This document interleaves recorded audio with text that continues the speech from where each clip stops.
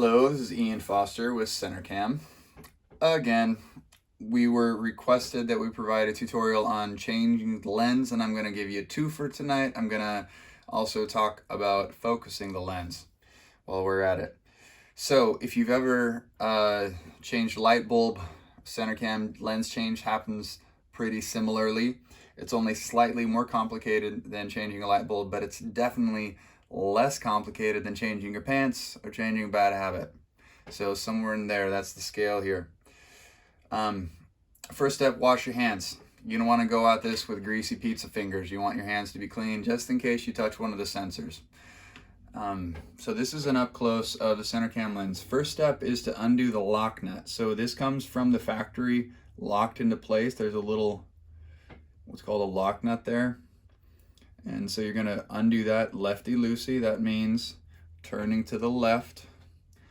And then you'll do the same thing when you actually take the lens out. So there's a lock nut, undo that. And then we want to change or turn that lens to the left.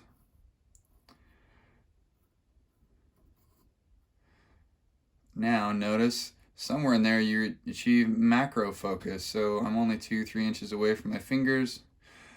I'm not sure what the use is of that, but there's a lot of different reasons to want to have a webcam that focuses at 2 inches, and we've just provided it. So notice this lens, this is our 65. It has a little threadless flange there at the base of it. All of our lenses are supposed to be like that from now on. There may have been a couple of 52s that came off the line that had threads down to the base like this one. They'll still work. It's the same lens, it's the same tech. We've just requested that they have this flange because it makes it a little bit easier to thread it. It naturally self-centers. And so put that in there. Now the main thing, once you get it in there, you don't want to force it or try to torque it. There is a danger of cross-threading here. You know, you have plastic threads on the lens and then plastic threads in the camera base. So the lock nut was a little bit tight. I haven't gotten to focus yet. So then focus to taste. So right there, that's about where I want to end up. Now remember, I'm like, 1.5 feet from the lens, but this isn't where I'm going to video conference. I'm going to video conference back here. I'm naturally a sloucher, which I have to kind of like try to undo when I'm in my video conferences. But the point of that is you want to actually put yourself where you're going to be in your video conference.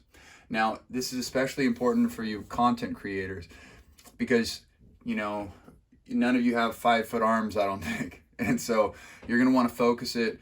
And then you're actually probably going to want to do a test video.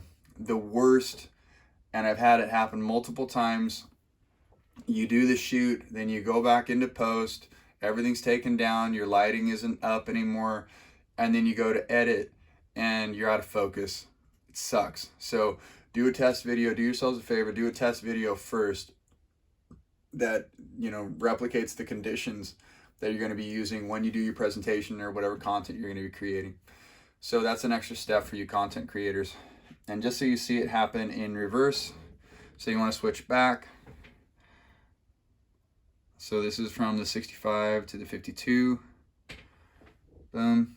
Now the 52, again, this one that I'm using, you guys should be having ones that have that extra, threadless flange, but this one's got threads all the way down to the base. So I usually have to visually inspect and make sure that I'm going in at the right angle. And again, as long as you don't force it, you'll find those threads. So have soft fingers. And the main thing is you got to make sure that lens is hitting that camera base at an even angle. It shouldn't be off one way or the other. And I was painting earlier, so I've got a little bit of paint on my fingers. Anyway, so that's the focus that I think I want. I step back, and that's not bad. So there we go. And then if I want to lock it in place, we can. I like being able to adjust on the fly, and so I typically don't use the lock nut after I've undone it from the factory. So What other tips and tricks? I think that's about it. So in summary, wash your hands before you even start. Be delicate. Be light. Well, maybe not delicate, but be light with the touch when you change the lenses, because they will thread easily. If you're finding yourself having to force it, then back it up